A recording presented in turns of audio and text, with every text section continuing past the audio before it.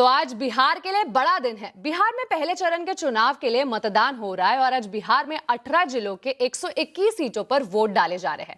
3 बजे तक बिहार में करीब 54% मतदान हुआ है।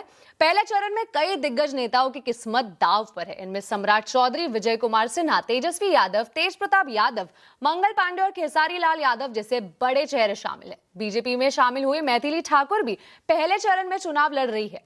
आज बिहार में सीएम नीतीश कुमार के अलावा कई दिग्गज नेताओं ने अपना वोट डाला, तो लालू यादव के अलावा राबड़ी देवी और तेजस्वी यादव ने भी मतदान किया।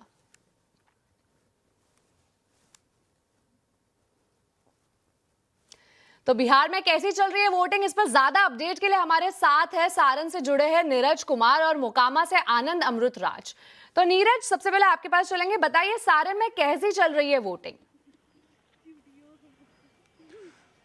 देखिए, सारण समेत निकिता पूरे बिहार में वोटिंग जो है, खासकर 121 विधानसभा सीटों पर पहले चरण में जहां आज मतदान हो रहा है, लगातार वोटिंग हो रही है और लगातार मतदान प्रतिशत 3 बजे तक 54% मतदान हुआ। जो हमें आकलन किया जा रहा है चुनाव आयोग के अधिकारियों और मेरी तरफ से भी जो किया गया कि हो सकता है बिहार में अब तक का जो रिकॉर्ड मतदान था उसको आज का पहला चरण जो है विधानसभा चुनाव में तोड़ दे, क्योंकि साल 2000 में सबसे अधिक मतदान बिहार में हुआ था 62% के आसपास। उस प्रतिशत को आज का मतदान जो है पहले चरण का वो तोड़ सकता है। तमाम जो पोलिंग बूथ है वहां थोड़ी धीमी अब वोटिंग पड़ गई है। जो लोग बचे खुचे लोग थे वो एक एक करके आ रहे हैं, लेकिन इस बार 2 वजहों से मतदान प्रतिशत बढ़ने के आसार हैं। आकलन किया जा रहा है, पहला ये कि एसआईआर जो हुई उसके बाद बहुत सारे ऐसे वोटर जो कि वास्तविक तौर पे मौजूद नहीं थे, उनका नाम मौजूद था वोटर लिस्ट के अंदर, तो उनकी सफाई हुई है, यानी वो मौजूद नहीं थे लेकिन परसेंटेज जब निकाला जाता था तो उसमें वो शामिल हो जाते। तो इसलिए एक कारण ये है। दूसरा कारण यह है कि बहुत सारे लोग बिहार में जो कि छठ त्योहार में आए थे वो यहीं रुक गए तक, क्योंकि सोचा कि मतदान करके ही जाएंगे। कुछ लोग जा नहीं पाए और कुछ लोग जानबूझकर यहीं रुक गए कि मतदान करके ही जाएंगे। और तीसरी मुझे एक खास वजह लगती है, खासकर पिछले लोकसभा चुनाव से अगर तुलना करें बिहार विधानसभा चुनाव की, पिछली बार गर्मी के वक्त में लोकसभा चुनाव हुआ था, अभी मौसम जो है बहुत ही बेहतरीन है बिहार का, तो लोगों ने सुबह सुबह निकल कर दोपहर तक भी लोग लगातार कतारों में लगे हुए थे। 2-3 बजे तक भी लंबी लंबी कतारें आपको देखने को मिल रही थी। तो आमतौर पे लोकसभा चुनाव में क्या होता था कि अंतिम दौर में यानी 5 से 6 बजे के बीच भी शाम जब होता था तो बहुत लोग निकलते थे गर्मी सूरज ढलने के बाद। लेकिन इस बार जो है विधानसभा चुनाव में सुबह से लेकर दोपहर तक ही बहुत सारे मतदाता निकल गए हैं। और जहां तक मुकाबले की बात है तो मुकाबला तो एनडीए बनाम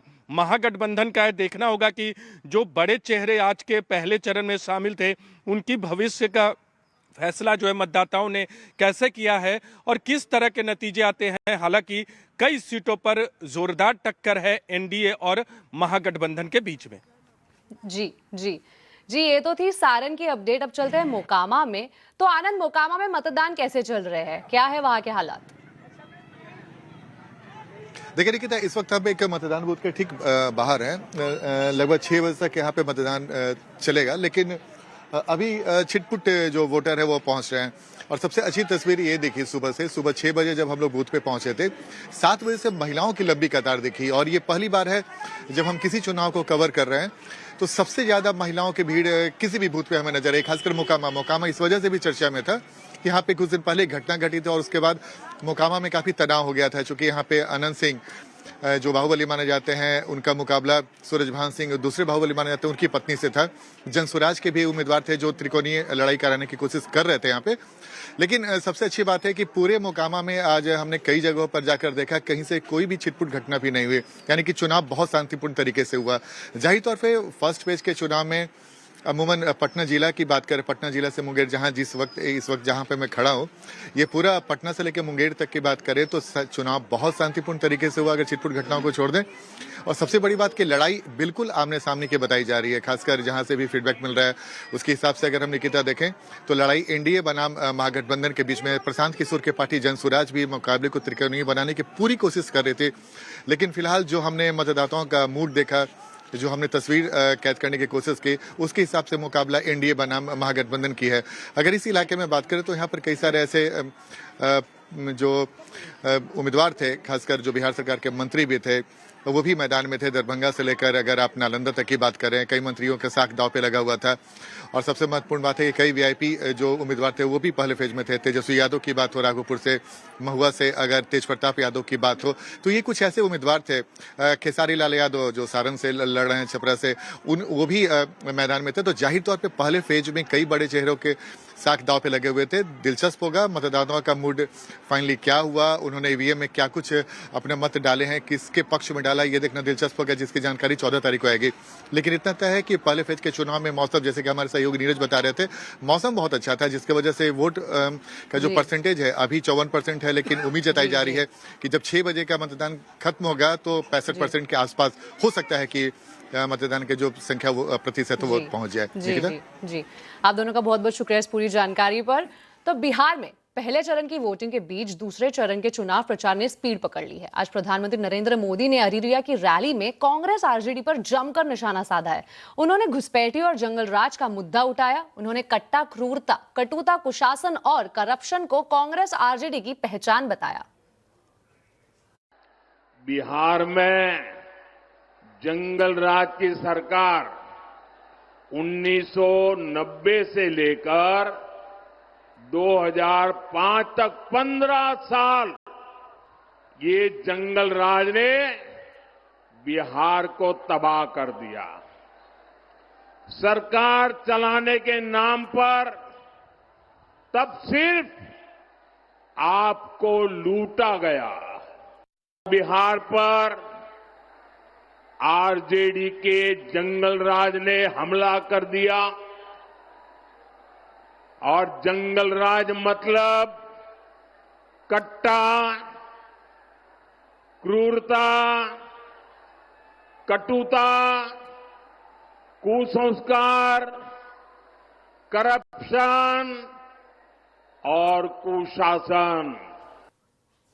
और आवाज अड्डा में भी हम आज इसी पर चर्चा कर रहे हैं। बिहार चुनाव के पहले चरण पर पहला चरण वोटर्स का क्या प्रण, जरूर जुड़िए। शाम 7:57 पर हमारे साथ जुड़ रहे हैं मेहमानों का खास पैनल। बीजेपी प्रवक्ता प्रीति शेखर, कांग्रेस प्रवक्ता निगत अब्बास, जेडीयू नेता सत्य प्रकाश, राजनीतिक विश्लेषक सज्जन कुमार सिंह और संजीव कौशिक।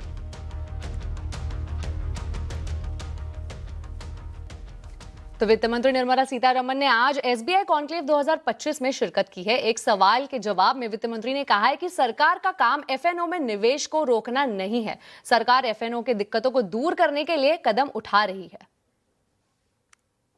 3 लाख करोड़ रुपए तक का इकोनॉमी में नुकसान हो रहा है एफएनओ निवेश से जरिए। उसमें कई सारे छोटे निवेशक भी अपना पैसा गंवा रहे हैं।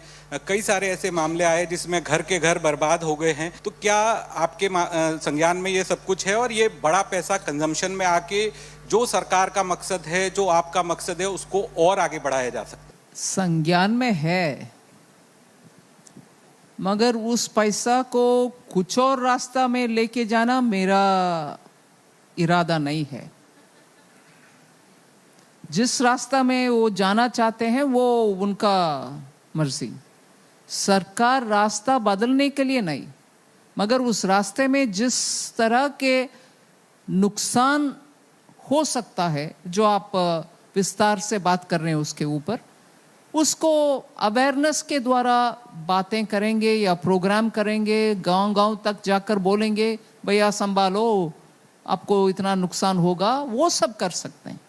मगर वो रास्ता किस रूट में जाना है वो बोलने का मेरा अधिकार नहीं बनता, ऐसे मैं समझती हूँ, क्योंकि पैसा उनका है। तो जानते हैं आज बाजार का हाल कैसे रहा है। सेंसेक्स की वीकली एक्सपायरी पर बाजार में दबाव रहा है। सेंसेक्स 148 पॉइंट गिरा तो वही निफ्टी 88 पॉइंट फिसलकर बंद हुआ। वही मिड कैप स्मॉल कैप शेयरों में भी बिकवाली रही है। मार्केट की डिटेल्स देते हैं कंचन नौटियाल से। कंचन, तो हफ्ते का चौथा कारोबारी दिन बाजार में डेफिनेटली एक प्रॉफिट बुकिंग का जो सिलसिला है वो आज हमें देखने को मिला है। Nifty, bank Nifty, mid cap और स्मॉल कैप यहाँ पे एक भारी बिकवाली का सामना करना पड़ा है। सेक्टर वाइज बात करी जाए तो देखिए रियलिटी सेक्टर में आज काफ़ी ज़्यादा जो प्रेशर है वो बाउंड अप होता हुआ दिखाई दिया है। इनफैक्ट मेटल में, पीएससी में यहाँ पे भी जो बेयर्स का जोश है वो हमें हायर नोट पे दिखाई दिया है। अब बात करते हैं कि स्टॉक स्पेसिफिक एक्शन किस तरीके का रहा है। एशियन पेंट्स यहाँ पे जो CEO बदलाव की खबर आई थी ग्रासिम इंडस्ट्री के अंदर। उसके बाद एशियन पेंट्स का रुझान अच्छा खासा रहा है। रिलायंस इंडस्ट्रीज, महिंद्रा एंड महिंद्रा का जो आउटलुक है काफी शानदार। इंडिगो के नंबर्स जो आए उसके बाद यहाँ पे एक तेजी का रुख देखने को मिला है। लूजिंग साइड में बात करते हैं, ग्रासिम इंडस्ट्री सीईओ के बदलाव के चलते यहाँ पे एक डेंट पड़ा है काफी बड़ा, 6.5% का। हिंडाल्को खबरों के लिहाज से ये भी बना हुआ था। अडानी एंटरप्राइजेज और पावर ग्रिड में भी जो प्रेशर है वो लगातार जो है वो बनता हुआ नजर पड़ रहा है। मिड कैप की बात करी जाए, एस्ट्रल नंबर्स काफी पॉजिटिव थे, जिसके बाद ये रुझान है। पेटीएम नंबर्स मजबूत, नंबर्स के बाद की तेजी। पीआई इंडस्ट्री और सुंदरम फाइनेंस में करीबन 1.5% का इजाफा देखने को मिला है। लूजिंग पॉकेट में डिलीवरी, इसके बाद यहाँ पे पेन था नंबर्स में, जिसके बाद ये देखने को मिला करीब 9% की गिरावट। ABFRL यहाँ पे भी नंबर्स के बाद ये गिरावट। इंडियन होटल्स के नंबर्स, उसके बाद का ये पेन। और वोल्टास की बात करी जाए तो यहाँ पे भी जो प्रेशर है वो काफी ज्यादा हायर नोट पे गया। इनफैक्ट पूरे ही मार्केट में आज काफी ज्यादा वॉलेटिलिटी थी due to the Sensex expiry, लेकिन डेफिनेटली काफी ज्यादा हमें जो बियर्स है हायर टोन पे कामकाज करते हुए नजर आए हैं। तो Q2 में SBI के नतीजे मजबूत रहे। SBI के चेयरमैन CS शेट्टी ने CNBC आवाज से खास बातचीत में कहा है कि GST कटौती से क्रेडिट ग्रोथ को सपोर्ट मिलेगा, साथ ही CRR कट का पूरा फायदा मिलने से निम्स में भी सुधार होगा।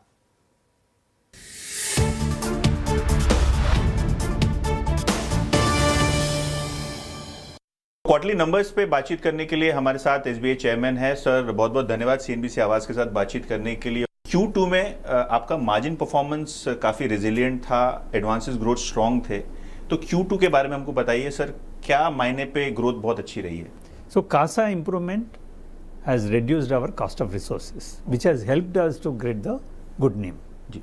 So मेरे ख्याल से I think Q2 में एक और चीज, every business segment, चाहे home loan low, agriculture low, SME low, gold loan low, express credit low, every segment has shown a good growth, which shows that अभी इकोनॉमी जो कंजम्पशन डिमांड जो निकल के आ रहा है, so वो consumption demand is also spiraling और pushing the credit growth. Okay, क्या आपको लगता है कि जो GST का रिफॉर्म हुआ है, ऑटोज से शुरू हुआ है और अब कंज्यूमर ड्यूरेबल्स में धीरे धीरे हम देख रहे हैं कि डिमांड मूव हो रही है, तो आपका एक्सपेक्टेशन क्या है कि इकोनॉमी जो ये टैक्स कट का बेनिफिट ले रही है, अगले 2-3 क्वार्टर भी रैपिड ग्रोथ रहेगी, और आप क्या उसके लिए प्रिपेयर्ड हैं? क्योंकि कैपिटल की कोई कमी नहीं है आपके पास, तो क्या आप एक्सेलरेट कर सकते हैं उससे ज़्यादा, क्योंकि आपने गाइडेंस एडवांसेस का बढ़ाया है जो पहले आपका था उससे? सो हमारा जो गाइडेंस चेंज किया है, रिवाइज किया है from 11 to 12% to 12 to 14%, ji,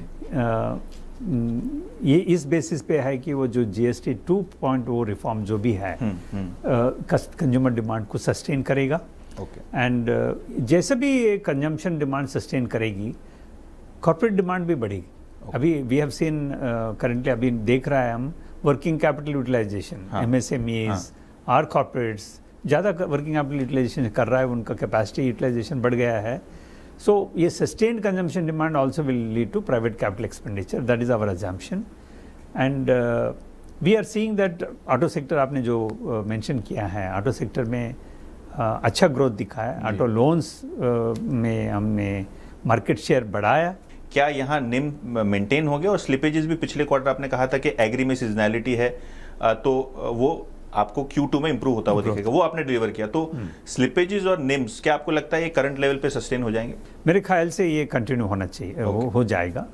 and as far as your other question in terms of NIMs, पहले भी मैं बोला है ये यू शेप्ड कर्व है, थोड़ा Q1 Q2 में गिरेगा and Q3 onwards. There are 2 reasons. One is आपका CRR बेनिफिट भी पूरा मिला नहीं है, 1% जो CRR कम कर दिया है उसका पूरा बेनिफिट नवंबर एंड तक मिलेगा। सो मेरे ख्याल से 3% निम जो हमने गाइडेंस दिया है वो मेंटेन कर पाएंगे।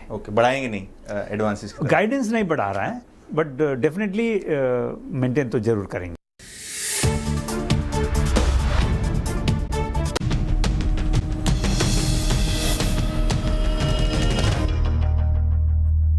के बाद आपका फिर एक बार स्वागत है आवाज समाचार में।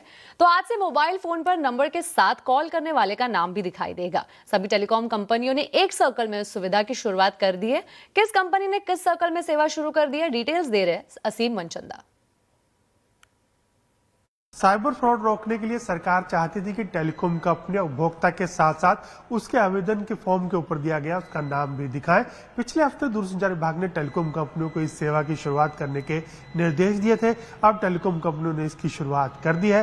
भारतीय टेली हिमाचल प्रदेश सर्किल के अंदर इसकी शुरुआत की है। इसके साथ साथ रिलायंस जियो और वोडाफोन आइडिया ने हरियाणा सर्किल के अंदर नंबर के साथ साथ नाम दिखाने की शुरुआत भी कर दी है। सरकार 60 महीने तक इस पूरे प्रोजेक्ट का पायलट करेगी। इसमें जो परेशानियां आएंगी उसको देखेगी, उनकी जांच करेगी और उसको दूर करेगी। एक बार ये सब परेशानियां दूर हो जाती है तो सरकार टेलीकॉम कंपनियों को इसे पूरे देश के अंदर लागू करने के निर्देश देगी, जिससे कि जो उपभोक्ता का नंबर है उसके साथ साथ उसका नाम भी दिखाई देगा। तो पूरी दुनिया आज तेजी से आर्टिफिशियल इंटेलिजेंस यानी एआई के सहारे आगे बढ़ रही है। इसी दिशा में कदम बढ़ाते हुए आईआईएम अहमदाबाद ने देश में पहली बार एआई आधारित एक विशेष blended MBA program in business analytics and AI की शुरुआत की है। इस कार्यक्रम के बारे में हमारे संवाददाता केतन जोशी ने आईआईएम अहमदाबाद के डायरेक्टर भारत भास्कर से खास बात की है। सर, आखिरकार आईआईएम को ये कोर्स प्रोग्राम लॉन्च करने की आवश्यकता क्या रही और कितने स्टूडेंट्स है वो एक साल में इसमें जुड़ पाएंगे? आवश्यकता ऐसी है कि एआई और रोबोटिक टेक्नोलॉजी ऐसा ट्रांसफॉर्मेशन कर रही है जो अगले 2 से 3 साल में मैसिव इम्पैक्ट करेगा। और उसके लिए इस देश के पास मैन पावर नहीं है, मैनेजरियल मैन पावर नहीं। टेक्निकल मैन पावर तो तैयार हो रही है, लेकिन मैनेजरियल मैन पावर नहीं है जो बिजनेस एक्यूमेंट अपने साथ रखे, बिजनेस एनवायरनमेंट को समझे और टेक्नोलॉजी को भी समझे और उन दोनों के बीच में ब्रिज का काम करे। तो हमारी आवश्यकता ये है कि IIM Ahmedabad as a top institute को एक लीडरशिप दिखानी पड़ेगी और वही दिखाने की हमने कोशिश की है। उद्देश्य है कि करीब 90 स्टूडेंट्स और 90 स्टूडेंट्स को हम पहले बैच में एडमिट करेंगे और जैसे प्रोग्राम आगे चलेगा उसके हिसाब से अपनी कैपेसिटी देखते हुए एक्सपेंड करेंगे।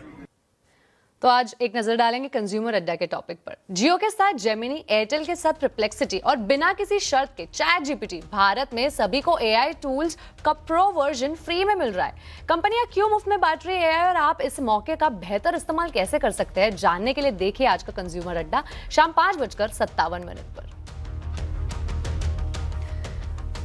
तो प्रधानमंत्री नरेंद्र मोदी ने आज महिला विश्व कप विजेता टीम इंडिया से मिले और खिलाड़ियों को मिठाई खिलाई और उनके साथ बातचीत भी की। खिलाड़ियों ने पीएम मोदी को नमो टी-शर्ट भेंट की। प्रधानमंत्री ने उनसे कहा कि वो छोटे बच्चों को प्रेरित करती है और फिट इंडिया मूवमेंट को आगे बढ़ाने में मदद करे।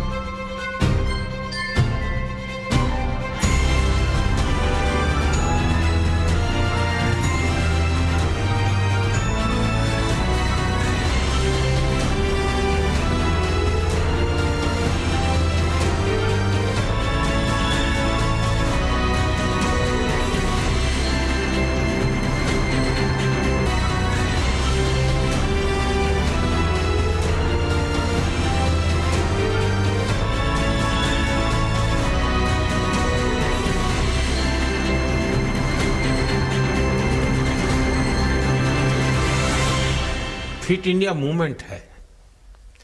अब जैसे हमारे देश में ओबेसिटी एक बहुत बड़ा प्रॉब्लम होता जा रहा है, तो फिट इंडिया ही उसका उपाय है। जैसे मैं हमेशा कहता हूँ, भाई आप जो खाने का तेल है 10% कम कीजिए, खरीदते समय ही कम कर दीजिए। तो ये चीजें जब आपके मुंह से लोग सुनते हैं, मैं समझता हूँ कि बहुत फायदा होता है। और बेटियों के लिए फिट इंडिया का आप आग्रह करें, ये मैं समझता हूँ ये एक बहुत बड़ा लाभ होगा। तो कल प्रधानमंत्री नरेंद्र मोदी से मिलने के बाद आज आईसीसी विमेंस वर्ल्ड कप की विजेता टीम ने राष्ट्रपति द्रौपदी मुर्मू से मुलाकात की। राष्ट्रपति भवन में टीम इंडिया की कप्तान हरमनप्रीत कौर ने राष्ट्रपति द्रौपदी मुर्मू को सभी खिलाड़ियों की साइन की हुई जर्सी भेंट की। राष्ट्रपति ने टीम को बधाई दी और कहा कि एक ऐतिहासिक उपलब्धि है। खिलाड़ियों ने सिर्फ वर्ल्ड कप नहीं जीता, बल्कि नई पीढ़ी के लिए रोल मॉडल भी बन गई है। टीम इंडिया ने पिछले रविवार को नवी मुंबई में 50 ओवर के वर्ल्ड कप फाइनल में दक्षिण अफ्रीका की टीम को 52 रनों से हराकर नया इतिहास बनाया है। तो अमेरिका में एक ऐतिहासिक उलटफेर में ज़ोहरान ममदानी न्यूयॉर्क के मेयर चुने गए हैं। वहीं न्यूयॉर्क में वो पहले मुस्लिम साउथ एशियन मेयर हैं। यही नहीं, वो अमेरिकी राष्ट्रपति डोनाल्ड ट्रंप के पूरा जोर लगाने के बावजूद चुनाव जीते हैं। जीत के बाद ममदानी ने कहा है कि वो ट्रंप जैसे अरबपतियों को बढ़ावा देने वाले भ्रष्टाचार पर रोक लगाएंगे। हम आपको बता दें कि ममदानी भारतीय मूल के माता पिता फिल्ममेकर मीरा नायर और शिक्षाविद महमूद ममदानी की संतान है। 34 साल के जौहरन का जन्म युगांडा के कंपाला में हुआ था। वो एक सोशलिस्ट और डेमोक्रेटिक विचारधारा के पॉलिटिशियन हैं और अपनी विक्ट्री स्पीच में जौहरन ने अपनी मुस्लिम और सेक्युलर पहचान पर गर्व का इजहार किया। उन्होंने कहा कि न्यूयॉर्क ने बता दिया है कि ट्रंप को कैसे हराया जा सकता है। If anyone can show a nation betrayed by Donald Trump how to defeat him, it is the city that gave rise to him.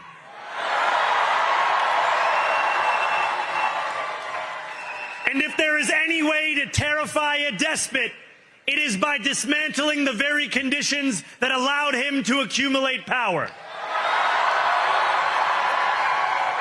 This is not only how we stop Trump, it's how we stop the next one.